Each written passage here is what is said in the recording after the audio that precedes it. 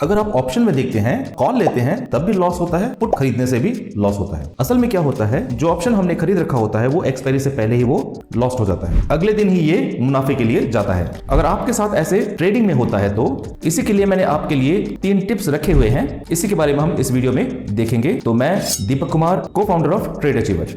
आइए हम वीडियो की ओर आगे बढ़ते हैं।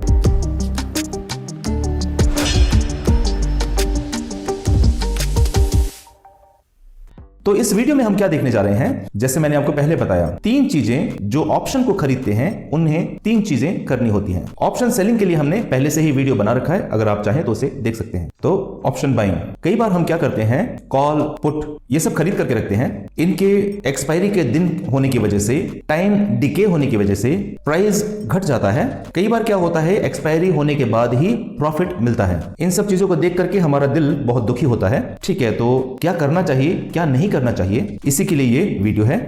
इस वीडियो में जाने से पहले, जैसे कि हम पहले ही आपको बता चुके थे कि हम साइकोलॉजी के ऊपर में वीडियो डालेंगे। इसे हमने अभी तक क्यों नहीं डाला है, साइकोलॉजी को बताने से पहले हमें किस चीज की जरूरत है, नॉलेज की जरूरत है। अगर आपके पास नॉलेज है तभी साइकोलॉजी काम करेगा, क्योंकि अगर आपको पता ही नहीं है कि मार्केट में आपने क्या करना है, तो आप अगर साइकोलॉजी को जान भी लेते हैं तो ये आपके लिए लाभदायक नहीं होगा। इसलिए हम लोग क्या कर रहे हैं, पहले आपको नॉलेज देने के लिए वीडियो बना रहे हैं। ये कुछ और नहीं है। मान लीजिए अगर हम एक बाइक का उदाहरण लेते हैं। अब बाइक जब हम खरीदते हैं तो हमारी साइकोलॉजी क्या होती है कि हम उसके एक्सीलेटर को दबाते हैं। कई बार क्या होता है कि नए लोगों को पता नहीं होता है, उस एक्सीलेटर को बहुत तेजी से घुमा देते हैं। बहुत तेजी से जाने की वजह से क्या है, ये आगे जाकर के एक्सीडेंट हो जाता है। तो साइकोलॉजी काम करता है। एक बात आपको याद रखनी चाहिए, चाहे आप जितना भी एक्सीलेटर देते हैं, अगर अंदर पेट्रोल नहीं है तो आपकी गाड़ी आगे चल नहीं सकती। ये पेट्रोल या अंदर जो स्टफ है उसी को हम लोग नॉलेज कहते हैं। अब क्या है, पहले हमारे पास में ज्ञान होना चाहिए, तभी हम साइकोलॉजी को कंट्रोल कर सकते हैं। इसी के बारे में हम सीखेंगे, इसीलिए हम नॉलेज के बारे में बता रहे हैं। इसी के साथ साथ एक और बात क्या है, आप जरूर नीचे कमेंट करें। मान लीजिए बहुत सारे लोगों का साइकोलॉजी अगर एक जैसा भी होता है, हर एक ट्रेड में या अलग अलग सर्कमस्टांसेस में एक एक ट्रेड बदलता रहता है। इसलिए आप क्या करें, आप नीचे जरूर लिखें कि आपने कौन सा ट्रेड लिया था, आपने इसे क्यों लिया था, कितना प्रॉफिट, चाहे आपको प्रॉफिट हुआ हो चाहे आपको नुकसान हुआ हो। हम उसे एनालाइज करके आपके कमेंट्स को जरूर अप्लाई करेंगे। उसको एनालाइज करके हम ये देखेंगे कि आपको क्यों नुकसान हुआ और अगली बार आप इस तरह से कर सकते हैं। सोल्यूशन भी आपको देंगे। आपने जो ट्रेड लिया होगा उसे नीचे कमेंट में लिखें। साइकोलॉजी के साथ टेक्निकल आप किस तरह से इस्तेमाल कर सकते हैं, इसके बारे में भी वीडियो हम डालेंगे। तो अब हम इस वीडियो में चलते हैं। नॉलेज, हमारे बाइक में दोबारा पेट्रोल डालने के लिए ही हमने इस वीडियो को बना रहे हैं। 3 टिप्स, उनमें से पहला टिप क्या है, अगर आप ऑप्शन खरीद रहे हैं, हालांकि बहुत सारे लोगों को ये पहले से ही पता है, मगर फिर भी इसको मैं बार बार क्यों बता रहा हूं, कहते हैं repetition is the best way of teaching. हम जब बार बार किसी चीज को बताते हैं, क्योंकि क्या होता है कि कई बार हम चीजें भूल जाते हैं, हम अगर बार बार जब बोलते हैं तभी ये हमें याद रहेगा। ट्रेंड बहुत इंपॉर्टेंट है, चाहे आप ऑप्शन कर रहे हैं, फ्यूचर्स कर रहे हैं, शेयर्स कर रहे हैं, चाहे जो कुछ भी आप कर रहे हैं, ट्रेंड बहुत ही अहम है। ट्रेंड जैसा होता है उसी के मुताबिक हम ऑप्शन खरीदते हैं। अगर ये अप ट्रेंड में है तो हमें क्या करना होगा, कॉल खरीदना होगा। अगर ये डाउन ट्रेंड है तो हमें पुट लेना होगा। अब जब हम ट्रेंड कहते हैं तो ये इतना आसान नहीं है। ट्रेंड मतलब अगर अप ट्रेंड है तो कॉल लेना है, डाउन ट्रेंड है तो पुट लेना है, सिर्फ इतना ही नहीं है। आप इसे ध्यान से समझने की कोशिश कीजिए। जब आप ट्रेंड लेते हैं उसमें एक करेक्शन करके चीज आती है। करेक्शन ये वो जगह है जहां बहुत सारे लोग गलती करते हैं। मैं इसके बारे में आपको एक्सप्लेन करता हूं। हम सबको मार्केट के बारे में पता है, ये सपोर्ट है या रेसिस्टेंस है। रेसिस्टेंस को जब ये क्रॉस करता है तो हम खरीद सकते हैं, इस तरह से कहा जाता है। इसे अगर देखते हैं आपको पता चलेगा, इस जगह पर आप कॉल खरीद लेते हैं। एक चीज आपको समझनी होगी, अगर मार्केट टूटता है हम सीधे ही टारगेट डाल देते हैं। अब मार्केट सीधा वहां पर नहीं जाता, मगर मार्केट नीचे आता है। अब बहुत सारे लोग क्या करते हैं, इसी जगह पर कॉल ऑप्शन खरीद करके रख लेते हैं। जब हम लोग यहां पर कॉल ऑप्शन खरीद लेते हैं, अगर मार्केट करेक्शन को नीचे आता है, अगर ये नीचे आता है तो आपका जितना भी प्रीमियम है वो कम हो जाएगा। अगर कभी ये नीचे आते हुए आपके एक्सपायरी के पास आ जाता है तो यहां से ऊपर जाने के संभावनाएं बहुत कम हो जाती हैं। इसलिए मैं कहता हूं कि आपका प्रीमियम भी कम हो जाएगा और टारगेट भी पहुंच नहीं पाएगा। तो क्या होगा, आपको घाटा होगा। यही वो जगह होती है बहुत सारे लोग फंस करके नुकसान उठाते हैं, क्योंकि उन्हें करेक्शन के बारे में पता नहीं होता है। अप ट्रेंड देखते हुए वो ऑप्शन खरीद लेते हैं, ये सही है, मगर मार्केट क्या हो जाता है, करेक्शन को नीचे आ जाता है। जब मार्केट करेक्शन करता है तब आपका जितना भी प्रीमियम है वो खत्म हो जाता है। यहां पर जिस चीज को समझने की जरूरत है, इस जगह पर आपको क्या करना चाहिए, जैसे ये टूटता है तभी आपको खरीदना नहीं चाहिए। ये जगह है ना, जैसे ये यहां टूटता है, यहां नहीं खरीद कर इस जगह पर जब ये यहां आता है तब आप कॉल खरीद लें। मैं क्यों कह रहा हूं कि आप कॉल यहां खरीदें? जब ये यहां आता है तो आपका प्रीमियम भी कम हो जाता है, कि आपका जो प्राइस है वो कम हो गया है, आपका प्रीमियम भी कम होगा। मान लीजिए अगर आप यहां पर खरीद लेते हैं और अगले हफ्ते कॉन्ट्रैक्ट है, इस हफ्ते खत्म होने के बाद में आप अगले हफ्ते कॉन्ट्रैक्ट खरीद के रख सकते हैं। अगले हफ्ते तक आपका टारगेट ये पहुंच जाएगा। आप जब ये कम होता है तब खरीद लें और जब ये बढ़ता है तब इसे बेच सकते हैं। इस तरह से आपको ऑप्शन करना चाहिए। मैं कह सकता हूं कि आप जब कम होता है तब खरीदें और जब बढ़ता है तब बेच दें, मगर हमें असल में क्या करना चाहिए, जब घटता है तभी हम खरीदते हैं। हम लोग ज्यादातर क्या करते हैं, जब ये बड़ा हुआ होता है तब खरीदते हैं। इस तरह से हमें खरीदना नहीं चाहिए। आज के बाद अगर आप करते हैं तो जब ये करेक्शन करता है मार्केट को और प्राइस कम हो जाता है तब आप इसे खरीदें, और जब ये टारगेट अचीव करता है, दाम बढ़ जाते हैं, तब आप इसे बेच सकते हैं। ये आपका पहला पॉइंट है। सेकंड पॉइंट में हम क्या देख रहे हैं, प्राइस मूवमेंट को समझना। प्राइस मूवमेंट एक है, अगर आप एक एक स्टॉक लेते हैं तो हर एक स्टॉक का प्राइस मूवमेंट होता है। ये स्टॉक इतनी दूर तक जाएगा, इस तरह की चीजें हैं। ये रोजमर्रा भी हो सकता है, हफ्ते दर हफ्ते भी हो सकता है। जब हम कंपनियों के स्टॉक्स देखते हैं तो ज्यादातर क्या होता है, मंथली एक्सपायरी आता है। अगर इनकी एक्सपायरी है तो आपको क्या समझना चाहिए, मंथली इसका मूवमेंट कितना है। मैं आपको छोटा सा उदाहरण देता हूं।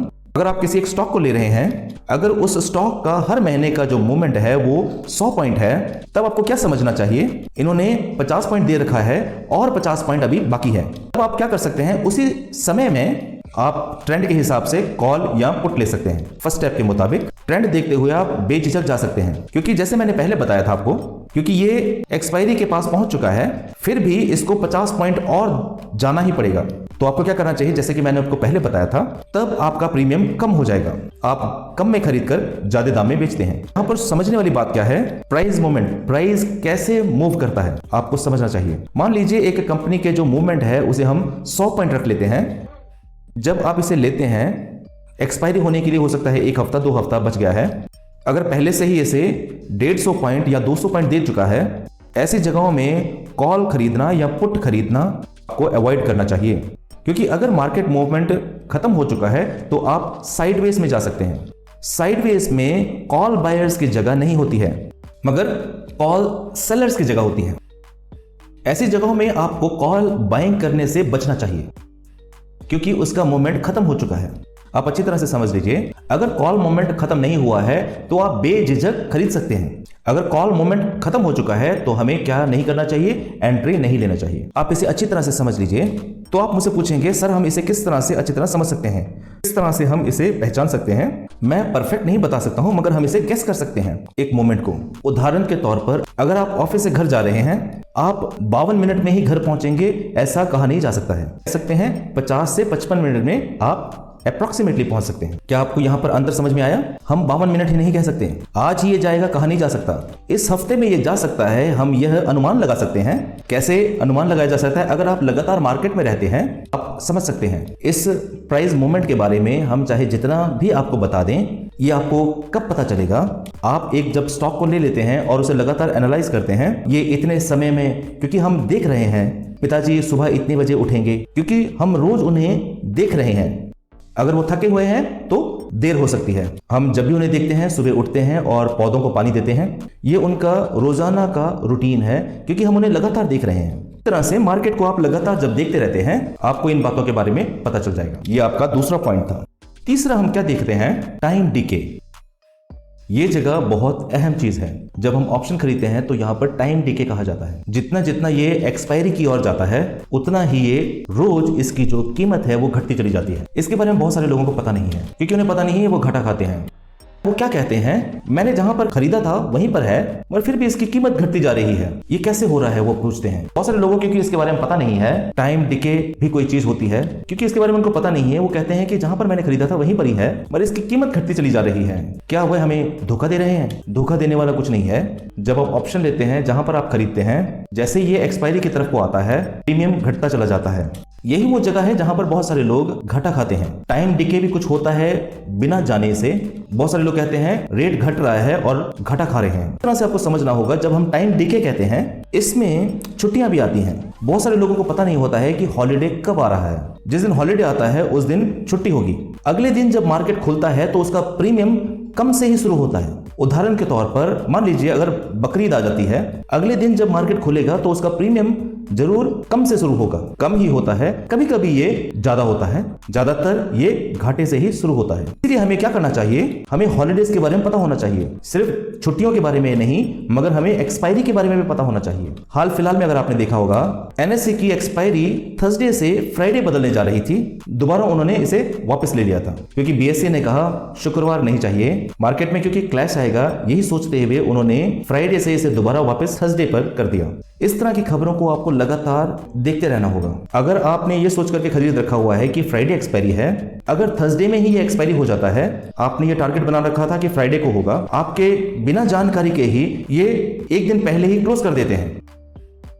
आपने क्या किया था, लॉस में से क्लोज किया था, मगर अगले दिन प्रॉफिट हो जाता है। इसलिए आपको लगातार ऐसी खबरों पर ध्यान रखना चाहिए। एक्सपायरी है, इन सारी बातों को आपको ध्यान में रखना चाहिए। जैसे कि मैंने आपको पहले भी बताया था, टाइम डिके है, ऑप्शन का प्रीमियम कम हो जाता है। इस चीज को जाने बगैर लोग क्या करते हैं, अगर कम हो जाएगा तो बहुत अच्छा होगा, ज्यादा खरीद के रख सकते हैं। इस तरह से लोग क्या करते हैं, ओवर ट्रेडिंग कर लेते हैं। इसी जगह पर ओवर ट्रेडिंग होती है। पहले उन्होंने 100 रुपए में कॉल खरीद करके रखा होता है, अब एक्सपायरी 50 रुपए पर आ जाता है। ओ, ये तो आधे रेट पे आ चुका है, तो हम इसे 2 लॉट खरीद लेते हैं। उसके बाद ये 25 पर आ जाएगा, 25 पर वो 3 लॉट खरीद लेते हैं। आपको क्या देखना चाहिए कि अगर इसका टाइम डिके हो रहा है तो कंपलसरी है कि इसकी कीमत घटेगी, इसलिए प्राइस बहुत अच्छा है करके आपको एंट्री नहीं लेना चाहिए। जैसे कि मैंने आपको पहले बताया था, अगर एक्सपायरी नजदीक आ जाती है, जब ये साइडवेज को जाता है, प्राइस को कम ही होना पड़ेगा। कभी कभी क्या होता है, कम प्राइस में खरीद करके जब इसका प्राइस बढ़ जाता है, बहुत रेयरली होता है। ज्यादातर क्या होता है, टाइम डिके जब आता है लोग नुकसान उठाते हैं। मैं आशा करता हूं आप इन तीनों बातों को समझ गए होंगे। पहला, हमें ट्रेंड के मुताबिक ही जाना चाहिए। ट्रेंड में जिस बात को हमें समझने की जरूरत है वहां पर करेक्शन है, करेक्शन आने के बाद में ही हमें एंट्री लेनी चाहिए। दूसरी बात है, प्राइस मूवमेंट के बारे में हमें पता होना चाहिए, कितनी पॉइंट ये आगे बढ़ेगा। जब इसको आप समझ लेते हैं, आप देख रहे हैं अगर वो पॉइंट मूव नहीं होता है, देख सकते हैं कि वहां पर उन्होंने जितना पॉइंट्स दे रखा था अभी और भी बचा हुआ है, तब आप बेझिझक वहां पर एंट्री ले सकते हैं। अगर जितना पॉइंट्स उन्होंने दे रखा था अगर वो खत्म हो चुका है, उसके बाद में मूवमेंट होने के संभावनाएं कम ही है, तब आपने क्या करना चाहिए, ऑप्शन सेलर्स की एंट्री करनी चाहिए। ऑप्शन बायर्स जो है उन्हें इंतजार करना चाहिए। जब तक कि अगला मोमेंट शुरू नहीं होता है तब तक हमें इंतजार करना चाहिए। तीसरा, टाइम डिके। टाइम डिके होकर ही रहेगा, एक्सपायरी आकर ही रहेगा, इसलिए उनकी कीमतें जरूर घटेंगी।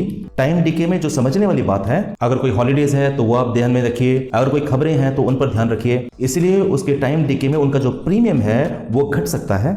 बस यही नहीं, मगर एक और चीज जिस पर ध्यान देने की जरूरत है, जैसे कि मैंने आपको पहले बताया था, अगर टाइम डिके हो जाता है, बहुत सारे लोग ओवर ट्रेडिंग करते हैं। ओवर ट्रेडिंग हमें नहीं करना चाहिए। इस तरह से ही इमोशंस काम करते हैं। हम साइकोलॉजी के बारे में बात करते हैं। साइकोलॉजी क्या है, अगर इसका रेट घट जाता है तो साइकोलॉजी कहती है और खरीदो। जिनके रेट घट गए हैं वो अच्छे ही होंगे, चीजें कहा नहीं जा सकता। और अगर किसी चीज की कीमत बढ़ जाती है तो वो भी बहुत अच्छा होगा, ऐसा कहा नहीं जा सकता। हमें बीच में रहना चाहिए, क्वालिटी भी अच्छा होना चाहिए और उनकी कीमत भी अच्छी होनी चाहिए। ऐसे ही जगह में हमें देख करके, चुन करके खरीदना चाहिए। इसी तरह से साइकोलॉजी काम करता है। जैसे कि मैंने आपको पहले बताया था, आप नीचे जरूर कमेंट करें आपने कौन सा ट्रेड लिया है, आपने इसे क्यों लिया था, आपको मुनाफा हुआ, आपको घाटा हुआ, आपने किस जगह पर क्लोज किया। आप अगर हमें सब कुछ बता देंगे तो मैं इन सबको देख करके मैं आपको वहां पर क्या चीज ने कार्य किया है, साइकोलॉजी ने वहां पर क्या काम किया है, इन सब चीजों को एनालाइज करके मैं अगली वीडियो डालूंगा। इसी तरह से अगर जिन बातों को हमने बताया है, अगर आप ट्रेंड के बारे में सीखना चाहते हैं तो हम ट्रेड अचीवर लोगों को सिखाते हैं। आप हमारे, मैं आशा करता हूं ये वीडियो आपके लिए बहुत लाभदायक हुआ होगा। इससे समझ गए हैं, मैं आशा करता हूं ऑप्शन बायर्स को क्या करना चाहिए। इसी तरह से मैं आपको अगली वीडियो पर मिलूंगा। तब तक के लिए टेक केयर, बाय।